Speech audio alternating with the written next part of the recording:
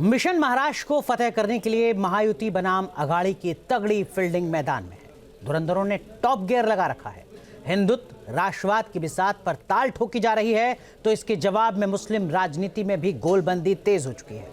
12% मुस्लिम voters को consolidate करने के लिए फतवे पर फतवे जारी हो रहे हैं। बीजेपी को रोकने की मुनादी हो रही है। सवाल है कि वोटिंग से चंद दिनों पहले मौलाना की ये ब्लैकमेलिंग क्यों, वोटर्स पर फतवे थोपे क्यों जा रहे हैं।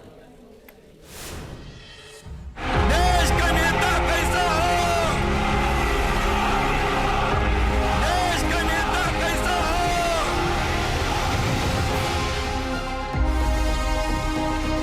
दिल्ली की सरकार भी चलेगी नहीं, वो सरकार भी गिर जाएगी, वो चलने वाली नहीं है।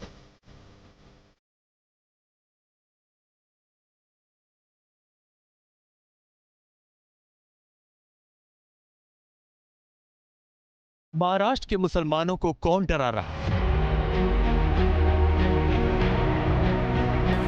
यहाँ वो जीत गए हरियाणा की जीत के बाद, तो उसके बाद उनके हौसले बहुत बुलंद हो जाएंगे और फिर दिल्ली सरकार वो नए हौसलों के साथ दस्तूर की तब्दीली जैसे अपने नापाक इरादों की तकमील की तरफ आगे बढ़ेगी।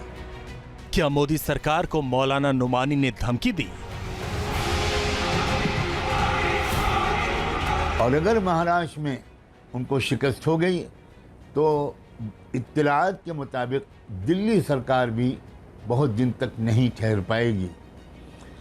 तो हमारा निशाना सिर्फ महाराष्ट्र सरकार नहीं है, बल्कि मरकजी हुकूमत है और मुल्क का मुस्तकबिल है। महाराष्ट्र में मुस्लिम समाज का वोट कहां गिरे, इसको लेकर मौलाना सज्जाद नुमानी कौम को चुनावी प्लान बता रहे हैं।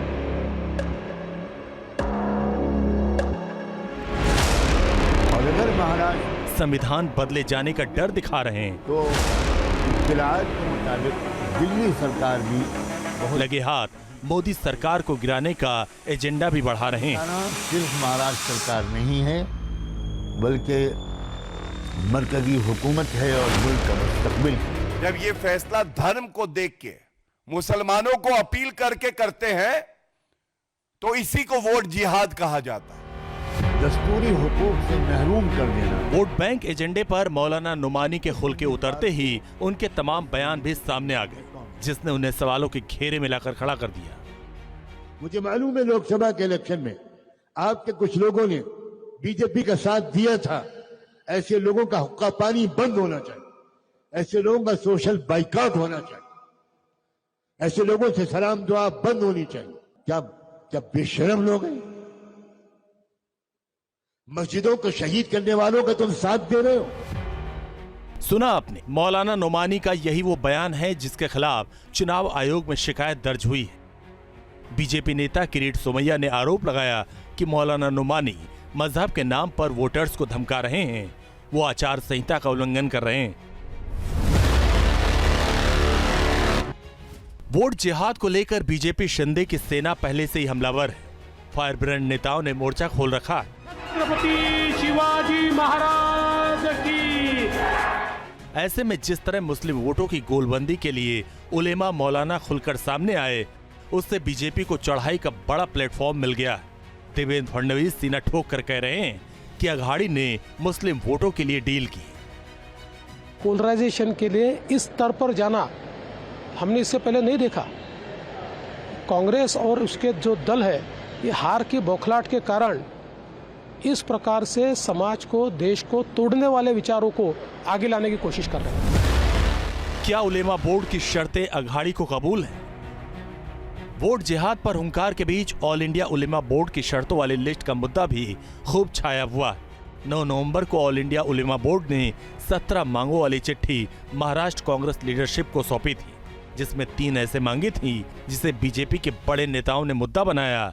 12 नवंबर को अमित शाह ने अपनी रैली में इसका जिक्र किया था।